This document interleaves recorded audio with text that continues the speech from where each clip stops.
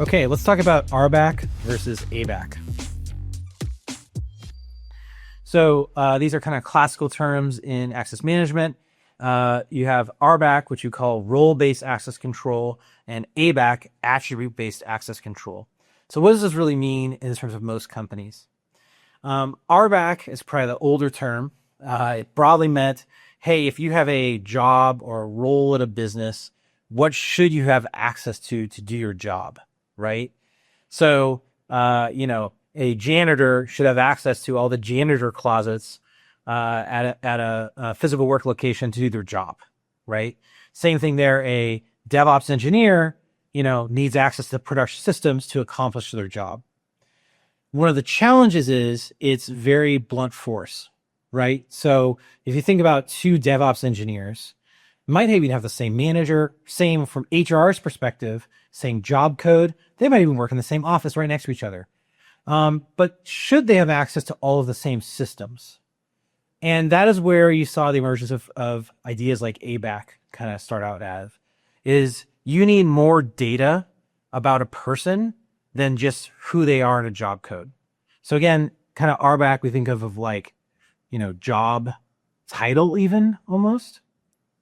And ABAC, we started diving into other things, the job project that you work on. So again, you think of that example of a DevOps engineer, two DevOps engineers, they can sit right next to each other in the business, but one works on, is aligned to one project, the other is aligned to a different project. They should actually have different access. So that's the simplest way to start talking about RBAC versus ABAC. I think it's interesting in large enterprises, what you see is ABAC starts pulling in a lot more attributes, right? So you think about country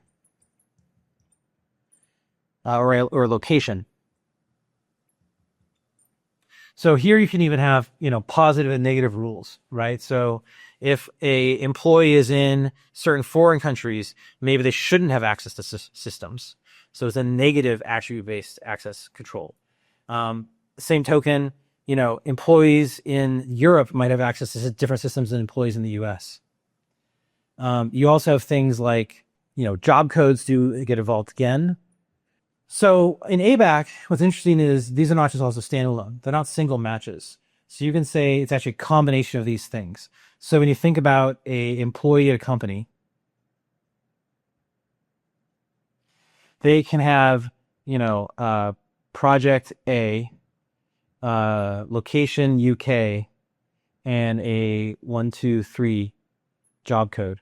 And when you think about ABAC, you can actually and these together and say, A and UK, or, a different condition. And that lets you create really flexible and targeted attribute-based controls, which let you really slice and dice user populations and give the correct access to the correct person in the correct time. What's actually most important, though, is, this is great. Both these can be used to grant access.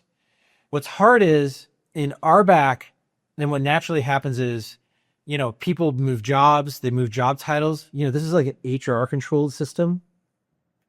It has a different meaning, versus many of these other things are about the person. And someone's role evolves. ABAC systems allow you to actually have a reduction in overall privilege because it'd be far more targeted. So that's, I think, the other thing to think through here is, as a business, RBAC is many times viewed as simpler. However, the tendency is it leads to overprivilege because you kind of just blanket give everyone with a job title access to all systems globally versus building out thoughtful rules about who should have access to what.